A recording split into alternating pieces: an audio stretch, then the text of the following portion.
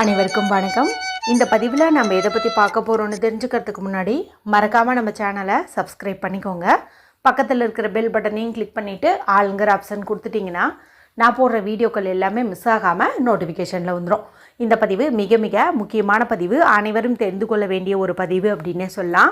உங்களுடைய வாழ்க்கையில் தீராத பண கஷ்டமாகட்டும் மன கஷ்டமாகட்டும் ஏதாவது ஒரு பிரச்சனைகளை நீங்கள் அன்றாடம் சந்திச்சுட்டே இருக்கீங்க.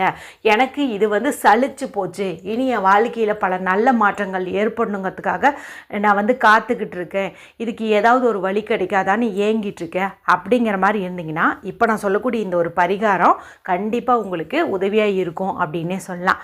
எப்போதுமே பரிகாரங்கிறது ரொம்ப சிம்பிளாக இருந்தாலுமே அது செய்யக்கூடிய முறை மற்றும் நாளுக்கு சிறப்பு உண்டு. அப்படிங்கும்போது அது கண்டிப்பாக நமக்கு ஃபாஸ்டான ரிசல்ட்டை கொடுத்துரும் அப்படின்னே சொல்லலாம். அதன்படி பார்க்கும்போது நாளை நமக்கு ஜனவரி மாதத்தின் 23ஆம் தேதி தை மாதத்தின் 9ஆம் தேதி நிறைஞ்ச வெள்ளிக்கிழமை. வெள்ளிக்கிழமைங்கிறது மகாலட்சுமி தாயாருடைய வழிபாட்டுக்கும் அவங்கள அதிபதியாக கொண்ட சுக்கிர பகவானுடைய வழிபாட்டுக்கும் ஏற்ற ஒரு நாளாகவே கருதப்படுது.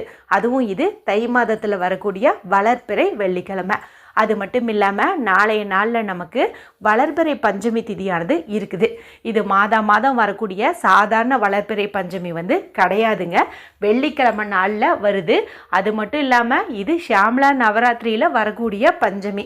இதை நம்ம வசந்த பஞ்சமி அப்படின்னு சொல்லலாம். வசந்தம் அப்படின்னா சந்தோஷம் மகிழ்ச்சி அப்படிங்கிறது அர்த்தம். அப்போது உங்களுடைய வாழ்க்கையில் நீங்கள் எப்படிப்பட்ட கஷ்டத்தை அனுபவிச்சுட்டு இருந்தாலும் சரி அந்த நிலையெல்லாம் மாறி இனி மகிழ்ச்சி பொங்கும் அப்படின்னே சொல்லலாம். நீங்கள் மகிழ்ச்சியாக இருக்கணும்னா என்னென்னவெல்லாம் கிடைக்கணுமோ அதெல்லாம் உங்களை தேடி ஓடி வரும் அப்படின்னே சொல்லலாம்.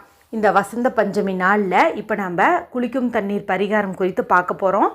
நான் எப்போவுமே சொல்லுவேன் இல்லையா, சில விசேஷமான நாட்கள்லையாவது நான் சொல்லக்கூடிய முறையில் நீங்கள் குளிக்கும் தண்ணீர் பரிகாரத்தை எடுத்துக்கோங்க, இதன் மூலமாக உங்களுடைய வாழ்க்கையில் நல்ல மாற்றங்கள் ஏற்படும் அப்படின்ட்டு. அதனால் இப்போ நான் சொல்லக்கூடிய இதையும் நீங்கள் ஃபாலோ பண்ணுங்கள். நிச்சயம் உங்கள் வாழ்க்கையிலையும் வசந்தம் வீசும் அப்படின்னே சொல்லலாம்.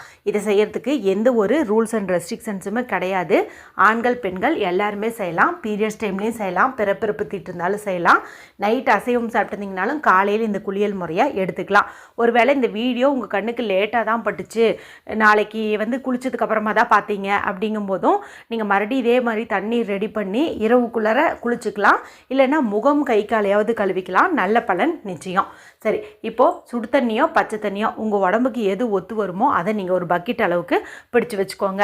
இப்போ இதில் நம்ம ஒரு முக்கியமான பொருள் போடணும். அது என்ன பொருள் அப்படின்னு பார்த்தீங்கன்னா மஞ்சள் தூள் தான். மஞ்சள் தூள் அப்படிங்கிறது ஒரு ஆன்டிபயாட்டிக்காகவும் கருதப்படுது, மங்களத்தை தருகின்ற பொருளாகவும் கருதப்படுது. குரு பகவானின் அம்சம் மிகுந்தது, மகாலட்சுமி தாயாரின் அம்சம் மிகுந்ததுன்னே சொல்லலாம். ஏன் பர்டிகுலராக நம்ம இந்த நாளில் மஞ்சள் தூளை சேர்த்துறோம் அப்படின்னு பார்த்தீங்கன்னா, இந்த வசந்த பஞ்சமி அப்படிங்கிறதே பார்த்திங்கன்னா மஞ்சள் நிறத்துக்கு அப்படின்ட்டு உகந்த ஒரு நாள் அப்படின்னு சொல்லலாம். இந்த நாளில் வட மாநிலத்தர்கள் பார்த்திங்கன்னா மஞ்சள் நிற ஆடை அணிஞ்சுக்குவாங்க. அதே போல் மஞ்சள் நிறத்தில் ஸ்வீட் செய்வாங்க. மஞ்சள் நிற பூக்கள் கொண்டு அவங்க வீட்டில் இருக்கக்கூடிய படங்கள், அதாவது சுவாமி படங்களுக்கு அலங்காரம் செய்வாங்க. மஞ்சள் அப்படின்னாவே மகிழ்ச்சி சந்தோஷம் அப்படின்னு அர்த்தம். அதனால தான் நம்ம முதல் வேலையாகவே இந்த மஞ்சத்தூளை பயன்படுத்தி நம்ம ஒரு பரிகாரம் செய்கிறோம். சரிங்களா? இப்போ இந்த மஞ்சத்தூளை தண்ணீரில் போட்டுக்கோங்க. போட்டுட்டு உங்களுடைய வலது கையினுடைய மோதிர விரல், அதாவது ரைட் ஹேண்டினுடைய ரிங் ஃபிங்கரை பயன்படுத்தி மகாலட்சுமி தாயாருக்கு உரிய அவங்களுடைய எனர்ஜி அட்ராக்ட் பண்ணி தரக்கூடிய இந்த நம்பரை அந்த தண்ணீரில் எழுதிக்கோங்க. நம்பருக்குன்ட்டு தனி சக்தி உண்டு.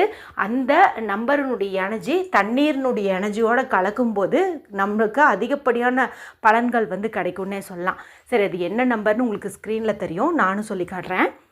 2918 2918 இதுதான் இந்த நம்பர் எழுதிக்கோங்க. இப்போது இந்த தண்ணீரை பயன்படுத்தி நீங்கள் தலைக்கும் குளிக்கலாம், உடம்புக்கும் குளிக்கலாம். சரிங்களா? இந்த மாதிரி பண்ணிக்கோங்க.